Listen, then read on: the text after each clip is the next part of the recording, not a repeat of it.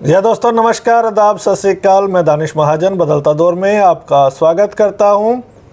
आज ये शूटिंग हम मुंबई के ताज लैंडसेंट से कर रहे हैं। जैसा कि आपको पता है कि हम वेव्स 2025 में आए हुए हैं। हमारे साथ राहुल बजाज हैं जो एडवोकेट हैं और को फाउंडर हैं मिशन एक्सेसिबिलिटी के। तो हमने सोचा कि कुछ समय है तो क्यों ना यहाँ पे जो टॉपिक हमने डिस्कस किया है accessibility in media and entertainment industry, तो थोड़ा सा और विस्तार पूर्वक उस पर बात करें कि कितना इम्पोर्टेंट है हमारे लिए और इस डायरेक्शन में क्या काम हो रहा है, हो भी रहा है या सिर्फ लिप सर्विस है। पॉलिसीज़ जो आ रही हैं उनका क्या इम्पैक्ट आगे होगा, और थोड़ा सा हम ये भी जानेंगे राहुल साहब का एक्सपीरियंस वेब में कैसा रहा। तो इन दोनों पर बात करेंगे। तो राहुल जी, बहुत बहुत स्वागत आपका। Thank you very much Danish ji. तो सबसे पहले तो बताइए हमें वेव्स 2025 में कैसा एक्सपीरियंस रहा। दानिश जी, दो चीज़ें हैं इसमें। एक तो सबसे पहले वेव्स वालों ने हमें 1 महीना पहले करीबन मुझे अप्रोच किया था एंड मीडिया एक्सेसिबिलिटी पे उन्होंने डिस्कशन रखा।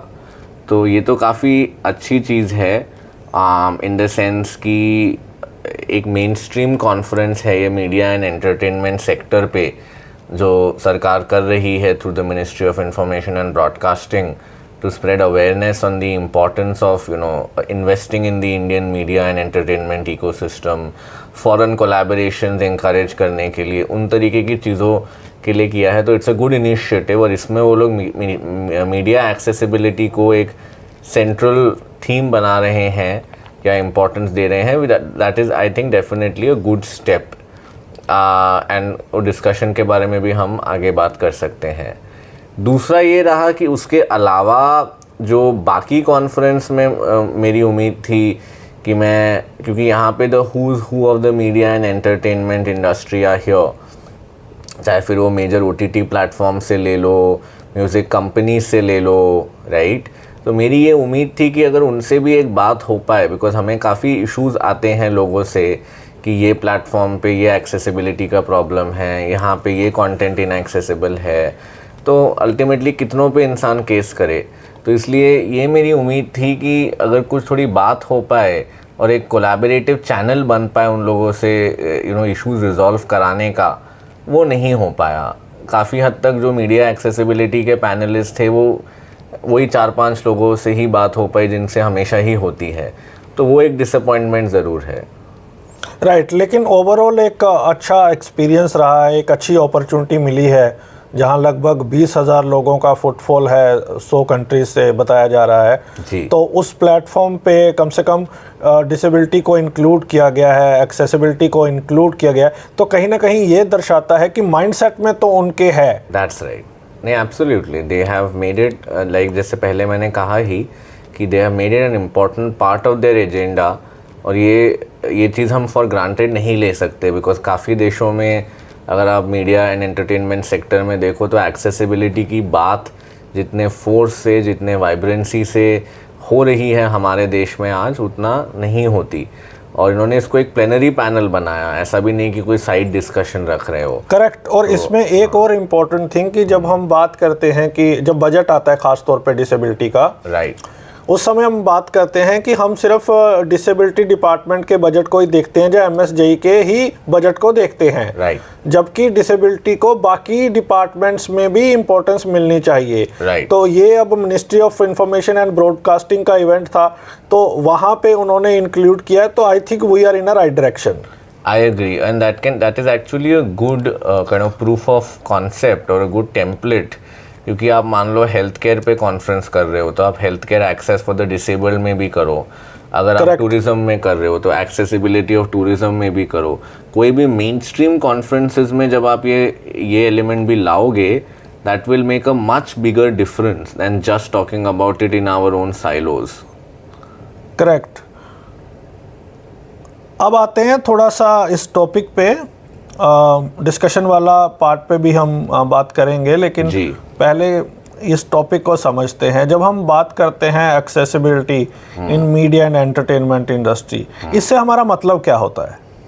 इससे सबसे पहले तो मतलब ये होता है कि जो मीडिया एंड एंटरटेनमेंट कंटेंट है, मूवीज़ हैं, डॉक्यूमेंट्रीज़ हैं, पॉडकास्ट्स हैं, उनको कितना हम एक्सेसिबल बना रहे हैं विजुअल एंड हियरिंग डिसेबिलिटीज़ के लिए, बिकॉज ये एक ऐसी चीज़ है जिसमें सबसे ज़्यादा नीड विजुअल और हियरिंग डिसेबिलिटी में है। ऑफकोर्स लर्निंग डिसेबिलिटीज़ में भी टू एन एक्सटेंट होंगी, उस पर आते हैं, बट मेन इन दो डिसेबिलिटी की है। In the sense visual disability में ऑडियो डिस्क्रिप्शन होना बहुत आवश्यक है, कि जो कुछ आप डायलॉग छोड़ करके जो भी कुछ विजुअली दिखा रहे हो स्क्रीन पे, क्या आप उसका एक ऑडियो डिस्क्रिप्शन दे रहे हो एज अ मैंडेट, एंड कि ये पानी में गिरा, ये प्लेन उड़ता हुआ दिखाई दे रहा है, whatever it is, that has to be described in detail, correct, that's one part. And दूसरा, जो हियरिंग इम्पेयर्ड लोग हैं उनके लिए दो चीज़ें होना ज़रूरी है, या तो आप इंडियन साइन लैंग्वेज रखो, या तो same language subtitling and captioning रखो। सबटाइटलिंग मतलब डायलॉग्स का टेक्सचुअल डिस्क्रिप्शन, और कैप्शनिंग मतलब डायलॉग के अलावा जो चीज़ें हो रही हैं, जैसे बेल बज रही है, इस चीज़ की साउंड को आप टेक्सचुअली बताओ, क्योंकि वो सुन नहीं पा रहे हैं। बट मेरे को ये बताया गया कि ISL भी बहुत लोग यूज़ करते हैं, तो ISL भी होना इम्पॉर्टेंट है।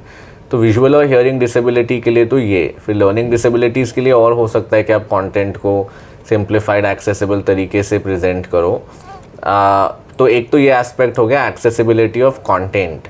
दूसरा है एक्सेसिबिलिटी ऑफ प्लेटफॉर्म, कि आपका OTT प्लेटफॉर्म खुद एक्सेसिबल है क्या स्क्रीन रीडर्स के साथ, वो बहुत इंपॉर्टेंट है हर एक सेक्टर में और इसमें भी। तीसरा, representation of people with disabilities in the media and entertainment ecosystem, as producers, as content creators, as actors, उसके लिए आप क्या मेजर्स ले रहे हो। तो ये तीन चीज़ें हैं जो मेन हैं बेसिकली। राइट। अब हम ये देख रहे हैं जो इंडिया में चलन चल रहा है, टेलीविज़न को लेके गाइडलाइंस आई 2019 में, उसके बाद फीचर फिल्म्स की गाइडलाइंस आई 24 में, अब लास्ट वीक टेलीविज़न की दोबारा से एडवाइजरी आई, OTT की आई है एडवाइजरी, राइट। हाँ। अब ये बताएं कि जो हमने डिस्कशन में भी डिस्कस किया, कोठारी साहब ने भी अपना पॉइंट रखा इस पे, और आपने उसको एक्सपेंड किया था उस डिस्कशन में, कि ये सारी चीज़ें इंटरकनेक्टेड हैं, राइट। तो इसके लिए यूनिफाइंग एक्सेसिबिलिटी गाइडलाइंस वो कितना वाइबल हो सकता है कि हम पहले टेलीविज़न से लड़ाई करें, फिर OTT से करें, फिर हम फिल्म के ऊपर लड़ाई करें। तो जो एक्सेसिबल कंटेंट अगर हो और तीनों को यूनिफाइंग अप्रोच के साथ चलें कि ये तीनों पर लागू हो, वो कितना इम्पोर्टेंट है। अगर ऐसा हो सकता है तो पहले क्यों नहीं हुआ? राइट। सो आई थिंक एक यूनिफाइड अप्रोच लाना काफ़ी यूज़फुल और इम्पॉर्टेंट रहेगा। इसका रीज़न ये है कि जैसे प्रोफेसर कोठारी ने बोला उस दिन, अल्टीमेटली आपको कंटेंट को एट सोर्स एक्सेसिबल बनाना होगा, और बना रहे हैं अब, इन द सेंस कि जब आप एक डिजिटल सिनेमा पैकेज जो होता है DCP वो बनाते हो, जिसमें आपका सब चीज़ें होती हैं, डायलॉग्स होते हैं, सीन्स होते हैं, कैप्शंस होती हैं, उसी में ऑडियो डिस्क्रिप्शन एंड ISL या सेम लैंग्वेज सबटाइटल / कैप्शंस आप इंक्लूड करके चलोगे। और अब वो करना मैंडेटरी हो गया है in a phased manner through the film accessibility guidelines. And this also addresses your question कि अभी तक ऐसा क्यों नहीं हुआ, क्योंकि अभी तक ये मैंडेट नहीं था। अभी जैसे 15 सितंबर 2024 के बाद जो भी फिल्में मोर देन वन लैंग्वेज में आ रही हैं, they have to have these features.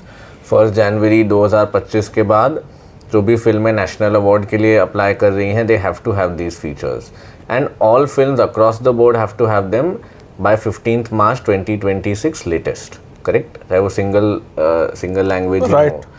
Now एक बार जब आप एक्सेसिबल बना रहे हो, there is no good sense as to why you wouldn't put it on a different platform also, चाहे फिर वो OTT पे हो और TV पे भी हो। और हम ये चीज़ देख रहे हैं अभी, श्रीकांत और पुष्पा 2 ये 2 एग्जाम्पल्स ध्यान में आते हैं, जो मूवीज़ एक्सेसिबल थी थिएटर में थ्रू एन ऐप, बट जब वो OTT पे आई तो वो ऑडियो डिस्क्रिप्शन नहीं है।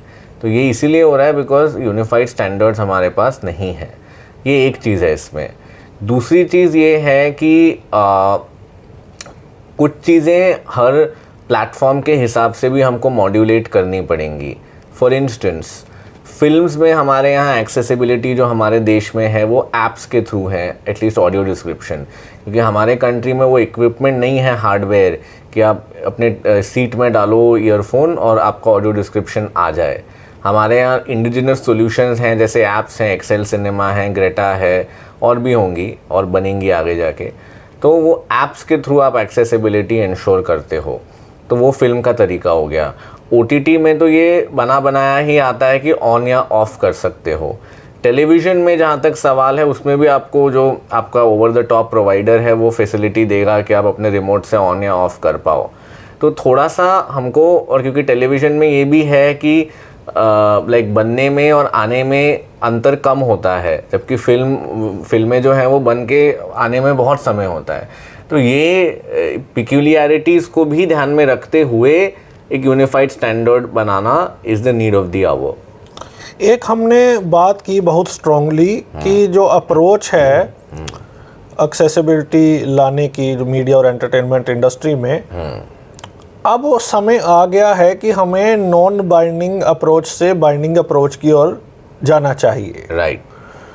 तो आपको क्या माइंडसेट लगता है, क्यों लूप होल छोड़े जाते हैं जहाँ जो बाइंडिंग अप्रोच को नहीं अपनाया जाता? क्या आपको लगता है कि क्योंकि मिलियन बिलियन डॉलर इंडस्ट्री है, बहुत इन्फ्लुएंशियल लोग हैं, उनके इन्फ्लुएंस में ये होता है, जहाँ गवर्नमेंट कहीं ना कहीं खुद भी डरती है क्योंकि उनके खुद भी डिपार्टमेंट हैं और उनको भी ये चीज़ें करनी पड़ेंगी, राइट, जहाँ जेन्युइन चैलेंजेस हैं गवर्नमेंट के सामने? देखिए, it's a combination of all of the above. मैं थोड़ा बताता हूँ इसमें। एक तो ये है कि हमारे देश में मीडिया एक्सेसिबिलिटी में 1-2 साल पहले तक जो थॉट प्रोसेस था वो ये था कि अभी हमारे पास रिसोर्सेज नहीं हैं ऑडियो डिस्क्रिप्शन एंड ISL वगैरह इंश्योर करने के लिए। हमारे पास ट्रेंड ऑडियो डिस्क्राइबर्स नहीं हैं, हमारे पास कंपनियां नहीं हैं, मल्टीपल कंपनीज जो ये कर पाएँ मार्केट में, और इस तरीके के फैक्टर्स थे जो गवर्नमेंट को इनहिबिशन थी जो उनको। अब क्योंकि हमने पठान वगैरह के थ्रू ये दिखाया कि नहीं, हमारे मार्केट में कैपेसिटी है, इसका कॉस्ट भी ज़्यादा नहीं है रिलेटिवली, तो ये किया जा सकता है। जहाँ तक आपका सवाल है कि वो बाइंडिंग अप्रोच क्यों नहीं हो रहा है, this is a real challenge. और ये सिर्फ मीडिया एक्सेसिबिलिटी में नहीं है, बट अक्रॉस द बोर्ड हमारे एक्सेसिबिलिटी में बाइंडिंग अप्रोच होना जो अब मैंडेटरी हो गया है through this Raturi judgment. But ये ज़रूरी है to ensure accessibility is not as a matter of charity but as a matter of right जो हम बोलते हैं। अब जैसे एक रीसेंट एग्जांपल इसमें लेंगे, अगर जो OTT की एडवाइजरी की आपने बात की, करेक्ट, अभी 22 अप्रैल को जो एडवाइजरी आई है उसमें भी ये कहा गया है कि you are recommended to ensure, advice to ensure OTT वालों को और उनके सेल्फ रेगुलेटर्स को full compliance with the RPWD act, और एक डिजिटल मीडिया एथिक्स कोड है जिसमें भी कहा गया है कि एक्सेसिबल सर्विसेज होना चाहिए। नाउ एक तो फुल कंप्लायंस का क्या मतलब है ये क्लैरिफाई नहीं किया गया है। दूसरा, अगर आप नहीं कंप्लाई कर रहे तो कहाँ पे आपको अटकाया जाएगा, बिकॉज अल्टीमेटली इंसान को अटकाओगे नहीं तो वो नहीं करेगा। और नंबर 3, अगर आपने बोला कि आप करोगे और फिर नहीं किया तो आप पे क्या पेनल्टी लग सकती है, कौन लगा सकता है, ये चीज़ें फिल्म वाले केस में भी जब आर्ग्यू हो रही थी, this was one of the points we had raised. और फिर उसके बाद उन्होंने मॉनिटरिंग कमेटी बनाई। अब वो कमेटी फंक्शन नहीं कर रही वो बात अलग है, बट एटलीस्ट बनाई गई है कि they have to look into this issues. तो ये एक ऑनगोइंग चैलेंज है। इंडस्ट्री का भी डेफिनेटली पुशबैक तो होता है, there is no denying that. भले ही अभी वो जाकर के बोलें कि we want to include everybody, but इस तरीके की डिस्कशंस में वो लोग भी 10 चीज़ें बोलते हैं कि हमारी इंडस्ट्री वैसे ही सफ़र कर रही है, हार्डली कोई आएगा देखने के लिए, so on and so fourth. तो वो पुशबैक को भी अगर आपको काउंटरएक्ट करना है तो you need somebody who is firm on this point कि नहीं, मुझे करना ही करना है, तभी आप उसको एक बाइंडिंग अप्रोच के फॉर्म में ला पाओगे। RPD एक्ट तो बाइंडिंग अप्रोच है, करेक्ट, क्योंकि वो एक लेजिस्लेशन है, करेक्ट। गाइडलाइन नॉन बाइंडिंग है। अब लेकिन RPD एक्ट बाइंडिंग होने के बाद भी उतना इफेक्टिव क्यों नहीं है इन सर्विसेज पे? क्योंकि आरपीडी एक्ट में जो कॉन्सिक्वेंसेस फॉर नॉन कंप्लायंस हैं वो ठीक तरीके से दिए नहीं गए हैं। तो सेक्शन 89 में पेनल्टी तो दिया गया है कि 10,000 पहले टाइम और 50,000 से 5 लाख दूसरे टाइम, बट कौन इम्पोज करेगा ये नहीं दिया गया है। तो इस वजह से सीसीपीडी और एससीपीडी करते ही नहीं थे एक साल पहले तक, ये सोच के कि स्पेशल कोर्ट्स करेंगे। स्पेशल कोर्ट भले ही डेजिग्नेट हो गए हों बट वो एक्चुअल में फंक्शन नहीं कर रहे, और उनका ये काम भी नहीं है वो, क्योंकि क्रिमिनल ऑफेंसेस के लिए हैं। वो एक्सेसिबिलिटी जैसी चीज़ों में अगर आप एक सेशंस कोर्ट को देखने को बोलोगे जो मर्डर किडनैपिंग के केसेस देख रहा है, वो उनका काम नहीं है। वो सेशंस कोर्ट क्रिमिनल ऑफेंसेस के लिए रहते हैं, ये एक सिविल रॉन्ग है। तो स्पेशल कोर्ट में ये भेजना गलत है, बट एक्ट में क्योंकि साइलेंस है इसलिए वो आगे पीछे चल रहा था। अब एक चीज़ अच्छी ये हुई है मिस्टर अग्रवाल के आने के बाद कि उन लोगों ने खुद भी और एससीपीडीज़ को भी ये मैसेजिंग प्रोएक्टिवली की है कि नहीं आप पेनल्टीज़ इम्पोज करो, और होना शुरू हुआ है। भले क्वांटम कम होगा, मैं मानता हूँ 10,000 रुपये से किसी की दुनिया नहीं रुक रही कोई बड़े प्लेटफॉर्म की, but at least there is a start. अब जैसे डॉक्टर चंद्रचूड़ ने भी हमारे इवेंट में कहा था कि we need to have monetary sanctions for non compliance, and dissuasive होने चाहिए वो, मतलब इन द सेंस कि कोई सही में उनको कुछ इम्पैक्ट पड़े। वो हमको अमेंडमेंट लाना ज़रूरी है सेक्शन 89 में, ये क्लैरिफाई करते हुए कि डिसेबिलिटी कमिश्नर्स ये दे सकते हैं ताकि कोई एम्बिग्यूटी ना रहे, आज मिस्टर अग्रवाल है कोई दूसरा कमिश्नर दूसरा अप्रोच ना ले। नंबर 2, पेनल्टी अमाउंट इंक्रीज़ होने चाहिए। ये अगर हो जाएगा तो आप देखोगे बहुत फ़र्क पड़ेगा। राजीव रतूड़ी की जजमेंट के बाद क्या आपको लगता है कि चीज़ें काफ़ी हद तक ठीक होंगी? और उसमें एक चीज़ आ रही है, उसमें ये कहा जा रहा है कि ये जो बाइंडिंग अप्रोच नहीं होती है गाइडलाइंस वगैरह में, ये लोअर क्लास जान के करती है, ताकि अगर ये एक बार बाइंडिंग हो गया तो उनका काम आना बंद हो जाएगा। तो इसलिए जितने भी केसेस वो लड़ते हैं वो दिखाते हैं कि देखिए हम तो प्रोएक्टिवली आपके केसेस ले रहे हैं, एक्सेसिबिलिटी पे बात कर रहे हैं, हम आपके लिए गाइडलाइंस भी ला रहे हैं, लेकिन उनसे कोई ये पूछे कि उसका कंप्लाइंस कहाँ पे है, तो उस पे वो साइलेंट रहते हैं। राइट। तो जो पहला आपका first aspect of your question, definitely जो राठौरी जजमेंट है that is undoubtedly a step in the right direction. वो ये चीज़ तो नहीं एड्रेस कर पाएगा जो मैंने अभी 2 इश्यूज़ बताए कि सेक्शन 89 और पेनल्टी अमाउंट का, बट उसमें ये ज़रूर है कि with in that existing framework जो पेनल्टी अमाउंट्स हैं वो कौन इम्पोज करेगा। और उसमें क्योंकि उन्होंने कहा है जजमेंट में पैरा 77 में कि certificates of completion and occupancy are to be withheld, जैसे मैंने कहा कि वो रुकावट आएगी किसी के सामने तभी वो ये चीज़ कंप्लाई करेगा। तो कुछ सेक्टर्स में तो ये बहुत अच्छे से काम हो सकता है, जैसे मान लो बिल्ट इन्वायरमेंट, जैसे मान लो फिल्म्स, जैसे हो गए मतलब कुछ आप नया कुछ इक्विपमेंट बना रहे हो जिसके लिए क्लियरेंस चाहिए। अब कुछ सेक्टर्स में ये डिफ़िकल्टी भी आती है दानिश जी कि हम लोग प्री क्लियरेंस रेजिम नहीं है हमारे देश में, और उसकी भी अच्छी वजह है। जैसे OTT हो गया, अब OTT में मैं नहीं, कोई भी नहीं चाहेगा जो एक लिबरल इंसान है कि सरकार को ये राइट हो कि वो देख करके बता सकें कि ये सही है या नहीं डालने से पहले। तो जिन सेक्टरों में प्री क्लियरेंस रेजिम नहीं है उन सेक्टरों में भी कम से कम डिसेबिलिटी के एंगल से एक प्री क्लियरेंस हो या फिर mandatory reporting and compliance requirement हो, वो देखना रहेगा। जैसे कि OTT हो गया, जैसे कि ऐप या वेबसाइट हो गई। तो ये प्रॉब्लम को आपको रूट पे एड्रेस करना ही पड़ेगा, नहीं तो क्या है कि बाद में फिर कोई इनएक्सेसिबल बन जाए, फिर लोग बोलें कि कुछ हुआ है तो उसको कोर्ट में लेके जाएं, कुछ पेनल्टी हो या कुछ हो, वो एक रेट्रोस्पेक्टिव अप्रोच हो जाता है। बट प्रोस्पेक्टिवली आप क्या कर रहे हो लाइक एट द रूट, तो उसके लिए ये इम्पॉर्टेंट रहेगा ये judgment. Now coming to your other part of the question, देखिए ये चीज़ मैं नहीं मानता हूँ इन द सेंस कि अगर बाइंडिंग होगा तो इसमें सबसे ज़्यादा फ़ायदा लॉयर्स का ही होगा, इन द सेंस कि अभी क्योंकि हम लोगों के लिए आर्ग्यू भी करना मुश्किल होता है beyond the point as lawyers in disability rights cases, क्योंकि हमारे पास उस तरीके का मटेरियल नहीं है ये बोल के कि ये बाइंडिंग अप्रोच होना ही होना चाहिए, बिकॉज एक्ट भी जैसे सेक्शन 89 का मैंने कमज़ोरियाँ बताई।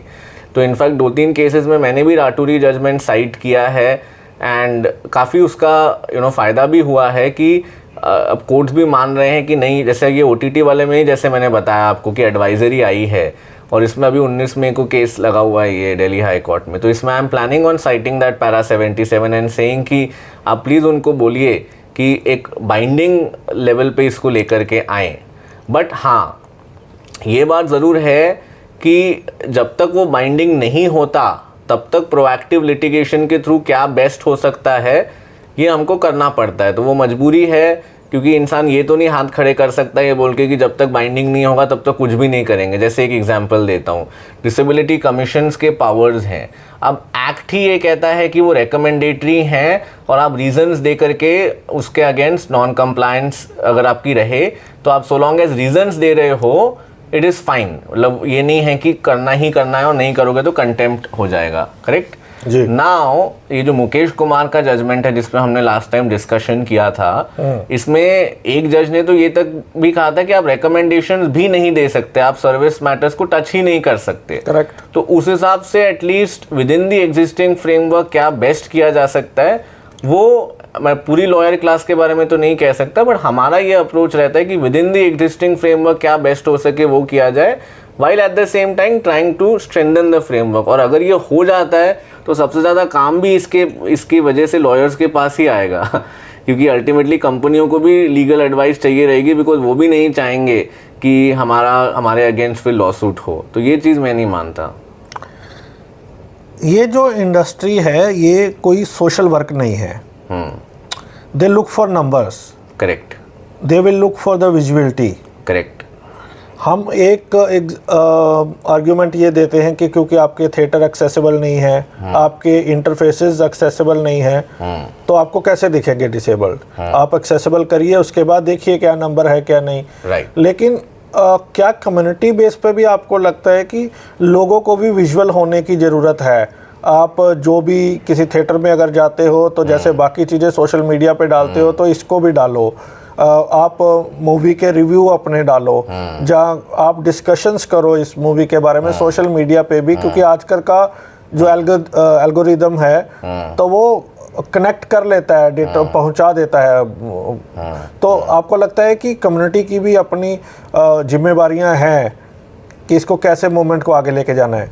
एब्सोल्युटली, ये बहुत क्रिटिकल है, बिकॉज अल्टीमेटली एज लॉयर्स तो हम तो राइट्स बेस्ड आर्ग्यूमेंट्स करेंगे ही कि चाहे एक भी इंसान हो उसको एक्सेसिबिलिटी मिल रही हो तो ये आपको करना ही है, क्योंकि एक्ट में दिया है, फंडामेंटल राइट है। But ultimately that will only take you so far. Ultimately आपको एक रिटर्न ऑन इन्वेस्टमेंट का भी केस मेकआउट करना पड़ेगा as it is business driven decision also.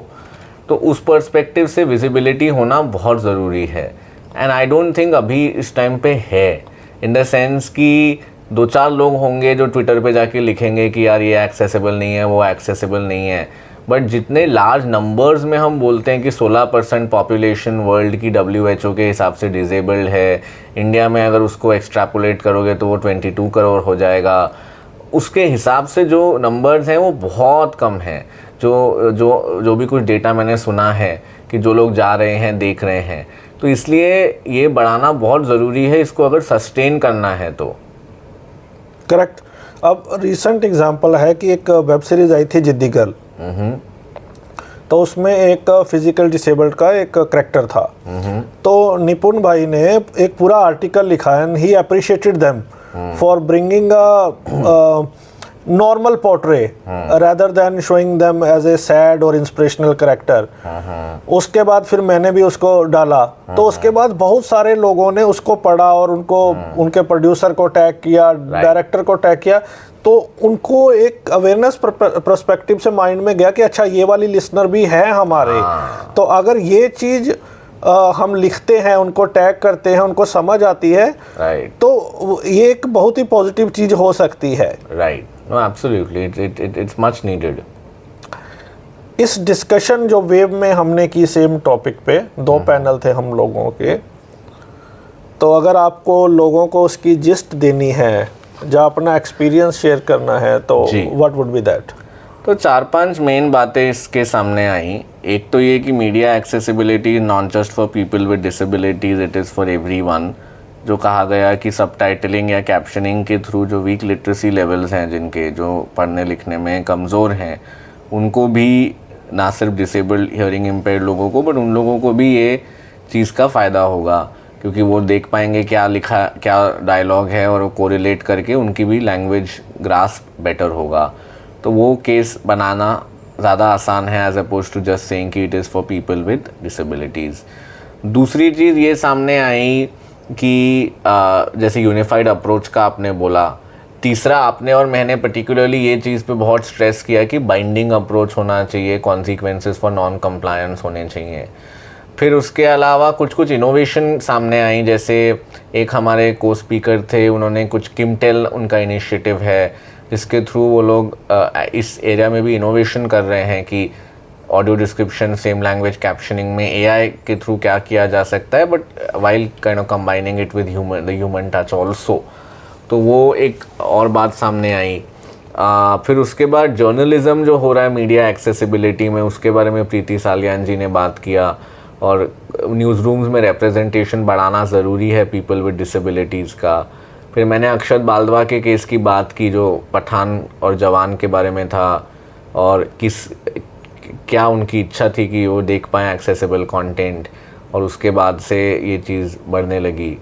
और फिर एक ये भी कहा गया कि अगर हम डेवलप्ड कंट्री होने का एस्पिरेशन लेकर के चल रहे हैं 2047 तक, तो this can not be an after thought, it has to be central to our thinking in this domain. तो ये 6-7 मेन बातें हैं। और इस डिस्कशन के बाद जैसे हम बाहर आए तो कुछ लोग हमें मिले जिन्होंने कहा कि स्पेसिफिकली वो इस डिस्कशन को सुनने आए हैं। राइट। और 2-3 दिन हम घूमते रहे तो कुछ लोग हमें मिलते रहे खाने के टाइम पे भी कि हाँ आपकी डिस्कशन हमने सुनी और हमने ये सेशन बुक किया था। तो कम से कम ये पॉजिटिव चीज़ हो रही है कि people they have started taking interest in that. Yeah. They have started realizing it's an important tool. That's true. तो ये एक बहुत पॉजिटिव चीज़ हुई है। अब लास्ट में आते हैं, अप्रोच क्या होनी चाहिए आपकी अब आगे इन चीज़ों को, ख़ास तौर पे इस इंडस्ट्री में इस मूवमेंट को आगे बढ़ाने में आपकी क्या अप्रोच है, सेक्टर की क्या अप्रोच होनी चाहिए और ऑडियंस की क्या अप्रोच होनी चाहिए? राइट। देखिए, हमारा जहाँ तक सवाल है, अभी तक तो हम लोगों का यही रहा है कि जो कोई प्लेटफॉर्म एक्सेसिबल नहीं है उसको आप नोटिस लिखो, अगर वो नहीं फीडबैक सीरियसली ले रहा उसको लेटर लिखो लीगल, और फिर केस करो सीसीपीडी में या हाई कोर्ट में। बट ये बहुत लॉन्ग टर्म में सस्टेनेबल नहीं है ये अप्रोच। एक तो कि कितनों के अगेंस्ट करोगे, दूसरा लिटिगेशन से एक बैड ब्लड क्रिएट होता है प्लेटफॉर्म्स के अगेंस्ट, तो फिर लोग भी उस तरीके से आपको देखने लगते हैं। एंड तीसरा, फाइनेंशियली भी ये सस्टेनेबल नहीं है, क्योंकि अल्टीमेटली हर ऑर्गेनाइजेशन को अपने आप को सस्टेन करना होता ही है। तो ये ध्यान में रखते हुए ultimately platforms have to become more receptive and sensitive to feedback from users. इसीलिए मैंने कहा कि मेरी उम्मीद थी ये कॉन्फ्रेंस में, जो नहीं हो पाया, कि अगर कोई अमेज़ॉन प्राइम वाले से मेरा कनेक्शन बने कोई मान लो सोनी लाइव से आ रहा हो, कोई कुकू एफएम से आ रहा हो, उससे कनेक्शन बने, ताकि वो लोग इस तरीके के जो एक्सेसिबिलिटी इश्यूज़ हैं ये रियल टाइम बेसिस पे रिजॉल्व कर पाएँ, जैसे जैसे लोग रेस कर रहे हैं, क्योंकि ये बहुत मुश्किल नहीं है करना, बट वो चीज़ नहीं हो पाई। तो अब मुझे ये लगता है कि या तो वो लोग ज़्यादा रिस्पॉन्सिव बने, या तो ऑब्वियसली हमारे को तो अदालत का सहारा लेना ही पड़ता है। तो मेरा ये होप रहेगा कि जितना हद तक हो सके कोलैबोरेटिवली चीज़ें रिजॉल्व हो पाएँ तो बेटर रहेगा। अगर नहीं हो पा रहा तो फिर कुछ नहीं कर सकते, ये एक बात हो गई। दूसरा, जहाँ तक काइंड ऑफ सेक्टर का सवाल है, जो डिसेबिलिटी सेक्टर है एंड ऑडियंस भी है, they need to, as you said, become more visible and responsive, कि हमने ये देखा, and we need to have ways to track this also, ताकि आगे जाके हम बेटर आर्ग्यूमेंट्स बोल पाएँ ऑन द बिजनेस साइड कि इतने हियरिंग इम्पेयर्ड लोगों ने या इतने विजुअली इम्पेयर्ड लोगों ने, अभी क्या है, हम ये बोलते हैं कि हमारे देश में इतने विजुअली हियरिंग इम्पेयर्ड है, उनमें से कितने एक्चुअली जाकर के देख रहे हैं ये हम नहीं ट्रैक कर पाते। तो इसके लिए भी need some mechanism and data जो लोग कलेक्ट करते हैं, they need to think over this कि क्या हम मॉडल्स बना पाएँ, तो वो ज़रूरी है। एंड अल्टीमेटली आई होप कि ये चीज़ में मोमेंटम बना रहेगा, and will continue to ensure accessibility across the board, on a reliable and consistent basis. जैसे ये नहीं होना चाहिए कि ओरिजिनल में हो रहा है, थर्ड पार्टी कंटेंट में नहीं हो रहा। these gaps need to be addressed. Last सवाल है राहुल साहब, जैसे ये मूवी वाली गाइडलाइंस है जिसको हमने एक्सटेंसिवली एक अलग शो में डिस्कस भी किया था, अब जैसे मूवीज़ की जो ऑडियो डिस्क्रिप्शन या क्लोज कैप्शनिंग देखनी है CFC ने, central board for film certification, primarily it is not their job. तो वो चेक कर सकते हैं कि है या नहीं है, क्वालिटी चेक नहीं कर सकते वेदर द क्लोज कैप्शनिंग या ऑडियो डिस्क्रिप्शन सही है या नहीं है। राइट। दूसरा, जो कंप्लेन ग्रीवेंस अथॉरिटी बनाई गई है, अगर कोई मूवी एक्सेसिबल नहीं है तो वो थिएटर हैं। राइट। थिएटर्स का प्राइमरली ये काम नहीं है। फिर हमने ये दो अवार्ड वाला देखा कि अब 25 से अगर आपको अवार्ड में भेजनी है तो आपको बनानी पड़ेगी। अवार्ड का तो कोई सोचता नहीं है कि हमें भेजनी है या नहीं भेजनी है, तो है ना, आफ्टर थॉट है। तो कुल मिला के जो मैं इन सारी बातों से ये जानने की कोशिश कर रहा हूँ कि ये लूपहोल इंटेंशनली छोड़े जाते हैं क्योंकि वहाँ पे डिसेबल लोगों की रिप्रेजेंटेशन नहीं है जो रूल फ्रेम कर रही है बॉडी, जब ब्यूरोक्रेट सच में जेन्युइनली अनअवेयर है, उनके हिसाब से उनको बेस्ट लगा कि ये करते हैं, ये माइंडसेट क्या रहता है? देखिए, मूवीज़ वाली गाइडलाइंस है जहाँ तक उसमें पहले उन्होंने 3 साल का टाइमलाइन दिया था कि across the board all movies have to have these features. तो ये ऑब्जेक्शन रेज किया था कोर्ट में कि ये 3 साल बहुत लंबे होंगे, तो फिर उन्होंने उसको 2 साल कर दिया। और मल्टी लैंग्वेज फिल्म्स के लिए अभी ऑलरेडी मैंडेट आ चुका है 15 सितंबर से। तो ज़्यादातर मूवीज़ मल्टी लैंग्वेज ही होती हैं, तो इसलिए I would say to a large extent it will address this particular problem. But आपका जो ब्रॉडर क्वेश्चन है वो उसका ये है कि आई think per se I don't have a problem with a phased approach, क्योंकि ultimately I get the argument कि एक्ट तो 2016 से है, 2017 से है, तो अभी तक क्या सो रहे थे क्या?